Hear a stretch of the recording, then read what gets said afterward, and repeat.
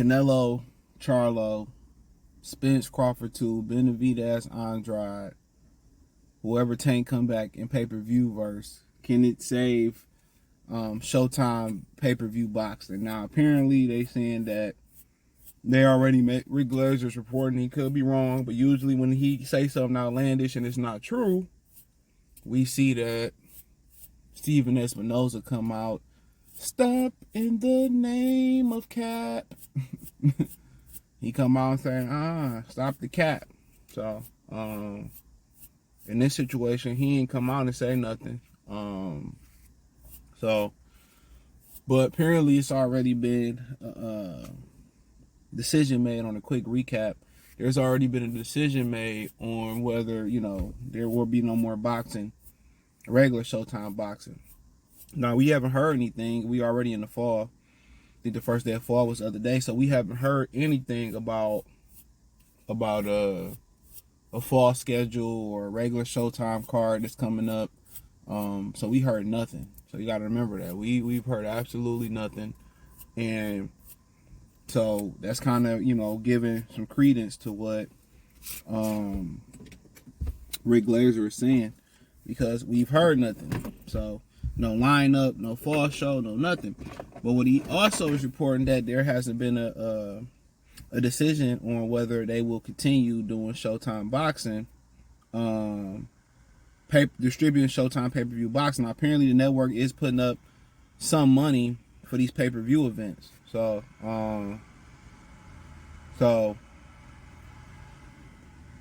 they want to know if they want to continue to be a part of that. Then you got television rights that play a part in that as well too. So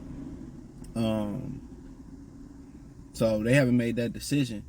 But we ain't heard about nobody else coming fighting this year or nothing like that. So right now, everything he's saying seemed to kind of be, it kind of seemed to be lining up. It seemed to be pretty valid that, Showtime, championship boxing, Showbox, all that did. So if that's the case, that's the case. But nonetheless, I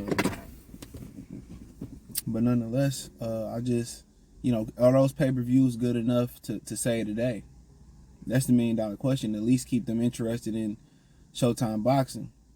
Now, I should do a lot Monday covering all of this. So, but is it enough to save today?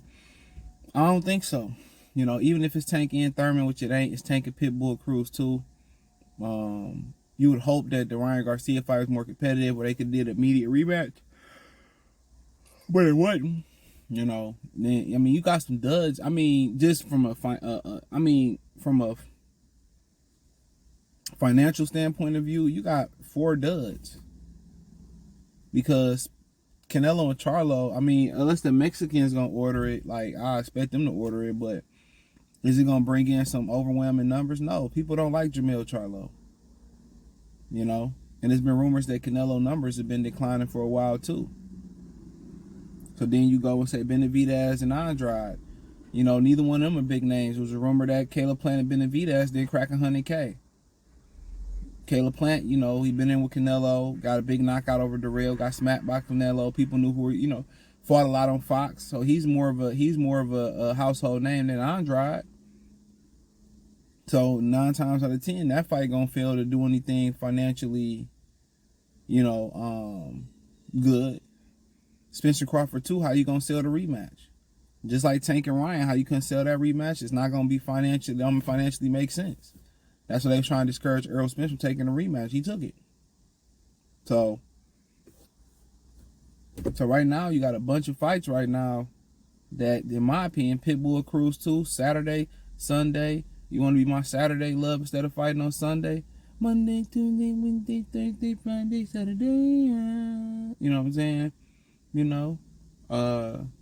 Don't matter. It don't matter. Nobody care about him fighting Pitbull Cruz. They didn't build Pitbull Cruz up against the names they should have put him in there with. Thus, you can't sell it. So none of them pay-per-views gonna save them. Canelo not gonna save them. What they need to do is Canelo versus Benavidez. So, you know, if this don't work, you just gotta wonder like where are they gonna go. And I'm pretty sure Al Heyman got an idea what he need to do. But Espinoza, like I covered in my video talking about this when Rick Glazer broke the news like last Friday. You know, like you know, Espinoza said last year that Showtime committed to be around for another year, and nothing beyond that right now. He said that. I wish somebody pull up the interview. Maybe I could pull it up and find it. He said that they gonna be around for another year. So, you know, and that he don't know if it's gonna go beyond that. He got demoted, all types of stuff. So, I don't think those pay-per-views good enough to sell. To sell them on continuing to distribute pay-per-view. So, for me, you know, cut your. I mean, if you CBS Paramount, cut your losses. Al Heyman fucked over everybody. He had an opportunity to bring everything to the table and do good fights and do good business. He chose not to. I don't feel bad for boxing, and I don't feel bad for Al Heyman. It's in Top Rank next. They deal about to run out in 2025. It was a rumor before when they got kicked off HBO that they was going to start their own channel. You know, that was a huge rumor. But at this point, is it even worth it? They, you know, Al Heyman inflated purses so high, then Eddie came and inflated them even higher. Is it even worth it continuing on? That's what you got to ask yourself. Is it even worth it? And in my humble opinion right now, financially, these dudes ain't worth the money that they getting. And I ain't no boxing appraiser, but dude, these dudes need to start fighting people. And they don't have no personality or none of that. But all them pay-per-views can't say no. Only one I would be interested in purchasing, if I did want to support a whole ass Al Heyman, would be Benavidez and Andrade. And that's off the strength because I like both of them, to be honest. And then he got a bunch of competition around them days. Regis and Devin doing a pay-per-view. Shakir fighting on the Thursday, November 16th. Then you're going to have Benavidez and Andrade on Black Friday. Come on. Canelo and Charlo. I mean, shit, don't nobody really care. Who really been covering that fight like that? Like I said before, I don't watch everybody's stuff, but I don't really see nobody talking about it. They talking about Bud throwing the football 50 yards. You know, nobody talk about Charlo and Canelo. And a lot of that got to do with Canelo don't speak English. Charlo didn't talk no shit. And, you know, a lot of people don't like Charlo. You can't disrespect the people that pay to come see you. That's why you know, Showtime don't care about putting the Charlo fights on. And when they go to Houston, don't nobody care about, you know, purchasing them. Or watching their fights. You know, they do it to themselves. Talking all, you know, reckless to fans and stuff of that nature, like they bulletproof. Like, trust me, you not. You talk to the wrong fan, then a real reckless dude, and they go to the car and come back, it's gonna be over with. So ain't nobody really talking about that fight come fight night. Everybody gonna be going live, doing live commentary, and that's what they do. They used to do that shit, talk shit about Terrence Crawford, slander his name. Don't do no videos, no prediction video. Everybody undefeated in predictions, but don't have no prediction videos. Come fight night, everybody want to go live after the fight or during the fight, and everybody doing the same ass bullshit. But ain't nobody want to cover the fight outside of the press conference. Outside of a couple interview questions, ain't nobody else want to cover the fight. You know what I'm saying? Unless they got press credentials for the most part. And them dudes don't even be doing the greatest job, some of them, in promoting the fight. That's crazy to me. It's crazy as hell. Super crazy.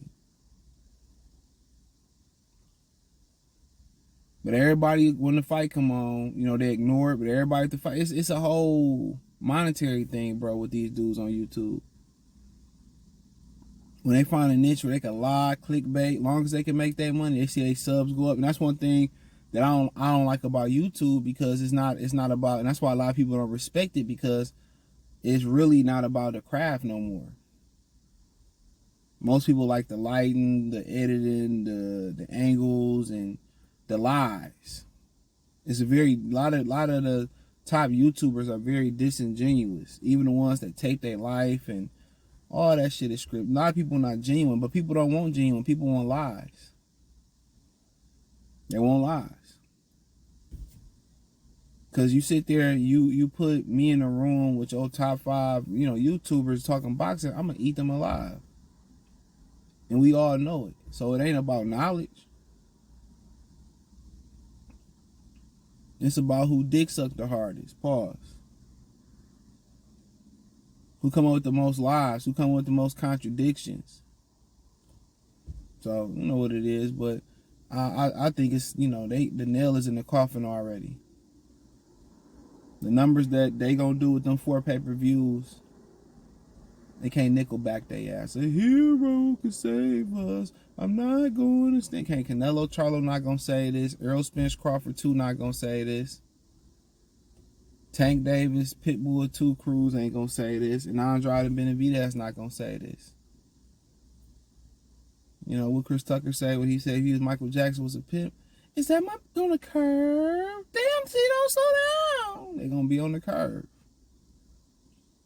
And Al Heyman gonna go somewhere else, maybe to the zone, maybe somewhere else, and try to snake them out of some money too. So it is what it is. Thumbs up the video, share the video, subscribe to the channel. The subscribe button is the bell icon button.